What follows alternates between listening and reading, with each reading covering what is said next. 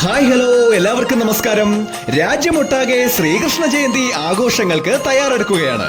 തിരുവനന്തപുരത്തുകാരുടെ ഗുരുവായൂർ എന്നറിയപ്പെടുന്ന നെയ്യാർ ഡാമിന്റെ തെക്കേക്കരയിൽ സ്ഥിതി ചെയ്യുന്ന പ്രസിദ്ധമായ നെയ്യാറ്റിൻകര ശ്രീകൃഷ്ണ സ്വാമി ക്ഷേത്രം. നെയ്യാറ്റിൻകര ഉണ്ണിക്കണ്ണനെ കാണാൻ വരുന്നവരെ ഗീതോപദേശത്തോടു കൂടിയുള്ള മനോഹരമായ പ്രവേശന കവാടമാണ് ഓരോ ഭക്തരെയും ഇവിടെ സ്വീകരിക്കുന്നത്. ഇരു കൈകളിലും വെണ്ണ പിടിച്ചു നിൽക്കുന്ന ബാലരൂപത്തിലുള്ള പടിഞ്ഞാറ് ദർശനത്തിലിരിക്കുന്ന പഞ്ചലോക വിഗ്രഹ പ്രതിഷ്ഠയാണ് ഇവിടത്തെ ഉണ്ണിക്കണ്ണന്റേത്.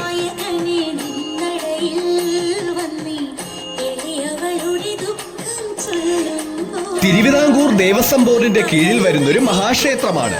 തിരുവിതാംകൂർ ചരിത്രവുമായി ബന്ധപ്പെട്ട അമ്മച്ചിപ്ലാവ് ഈ ക്ഷേത്രത്തിൽ സംരക്ഷിച്ചിരിക്കുന്നു. ഈ ക്ഷേത്രത്തിന്റെ ഐതിഹ്യം ഇവിടത്തെ അമ്മച്ചിപ്ലാവ് ചരിത്രത്തിന്റെയും പൗരാണികതയുടെയും പ്രതീകമാണ്. 1729 മുതൽ 758 വരെ തിരുവിതാംകൂർ ഭരിച്ചിരുന്ന അനിഴം തിരുനാൾ മാർത്താണ്ഡവർമ്മ മഹാരാജാവ് ശത്രുക്കളായ 8 വീട്ടിൽ പിള്ളമാരിൽ നിന്നും പ്രാണരക്ഷാർത്ഥം ഓടി രക്ഷപ്പെടുകയും മഹാരാജാവ് നെയ്യാറിന്റെ തീരത്തെത്തുകയും ചെയ്തു. അവിടെ ഗോക്കളെ മേച്ചുകൊണ്ടിരുന്ന ഒരു ബാലകനെ കാണുകയും ആ ബാലകൻ സമീപത്തുള്ളൊരു പ്ലാവിന്റെ പൊത്തിൽ രാജാവിനോട് ഒളിക്കാൻ പറയുകയും ചെയ്തു. അങ്ങനെ മഹാരാജാവ് ആക്രമണത്തിൽ നിന്നും രക്ഷപ്പെടുകയും അന്ന് രാത്രി ഈ മഹാരാജാവിന് സ്വപ്നദർശനം ലഭിക്കുകയാണ്. ഇടയ ബാലകനായി തനിക്ക് മുമ്പിൽ എത്തിയത് സാക്ഷാൽ ശ്രീകൃഷ്ണ ഭഗവാനായിരുന്നു എന്ന്. പ്രശ്നവിധി പ്രകാരം ആ സ്ഥലത്ത് ആധുനിക തിരുവിതാംകൂറിന്റെ ശില്പിയായ അനിഴം തിരുനാൾ മഹാരാജാവ് ഭക്തലക്ഷങ്ങൾക്ക് ഉണ്ണിക്കണ്ണനെ തൊഴുതു വണങ്ങാൻ ഒരു ശ്രീകൃഷ്ണ സ്വാമി ക്ഷേത്രം പണി കഴിപ്പിക്കുകയും അത് പ്രസിദ്ധമായ നെയ്യാറ്റിൻകര ശ്രീകൃഷ്ണ സ്വാമി ക്ഷേത്രം എന്നറിയപ്പെടുകയും ചെയ്തു. ഉപദേവതകളെ തൊഴുതു വണങ്ങുന്ന അതേ പ്രാധാന്യത്തോടെ ഭക്തലക്ഷങ്ങൾ അമ്മച്ചിപ്ലാവിനെയും തൊഴുതു വണങ്ങുന്നു. നെയ്യാറ്റിൻകര കണ്ണന്റെ മുമ്പിൽ ഒരു നെയ്വിളക്കാവാൻ ആഗ്രഹിക്കുന്നവരാണ് ഇവിടെ വരുന്ന ഓരോ ഭക്തരും. ക്ഷേത്രത്തിന്റെ പ്രവേശന കവാടം കഴിഞ്ഞ് ഉള്ളിലോട്ട് കയറിയാൽ ഒരു നെടുനീളൻ ചാർത്ത് കാണാൻ സാധിക്കും. അത് കഴിഞ്ഞാൽ മനോഹരമായ ആനക്കൊട്ടിലും ഭഗവാന്റെ വാഹനമായ ഗരുഡനെ ശിരസിലേറ്റുന്ന സ്വർണ്ണ കൊടിമരവും കാണാം. ബാലരൂപത്തിലുള്ള ഉണ്ണിക്കണ്ണന്റെ ചതുരാകൃതിയിലുള്ള ചുവർ ചിത്രങ്ങളും ദാരുശില്പങ്ങളും നിറഞ്ഞ ശ്രീകോവിൽ അതിമനോഹരമായ കാഴ്ചയാണ്. ശ്രീകൃഷ്ണ ജയന്തിയുടെ ഐതിഹ്യം എന്തെന്നാൽ മഹാവിഷ്ണുവിന്റെ 8ാമത്തെ അവതാരമായ ശ്രീകൃഷ്ണന്റെ ജന്മദിവസമാണ് ശ്രീകൃഷ്ണ ജയന്തി അഥവാ ശ്രീകൃഷ്ണ ജന്മാഷ്ടമി. ചിങ്ങമാസത്തിലെ രോഹിണി നാളും അഷ്ടമിയും ചേർന്ന ദിവസമാണ് ശ്രീകൃഷ്ണൻ ജന്മമെടുത്തത്. ഈ ഭൂലോകത്ത് സത്യവും ധർമ്മവും ഇല്ലാതായപ്പോൾ ധർമ്മം പുനഃസ്ഥാപിക്കാനാണ് ശ്രീകൃഷ്ണൻ ജനിച്ചത്.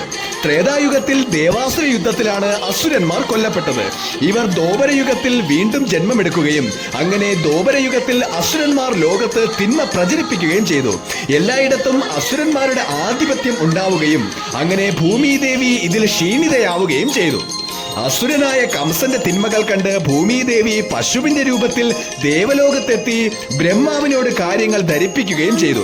പക്ഷേ ബ്രഹ്മാവ് കംസന് വരം നൽകിയതിനാൽ തനിക്ക് വധിക്കാൻ കഴിയില്ല എന്ന് പറയുകയും ചെയ്തു.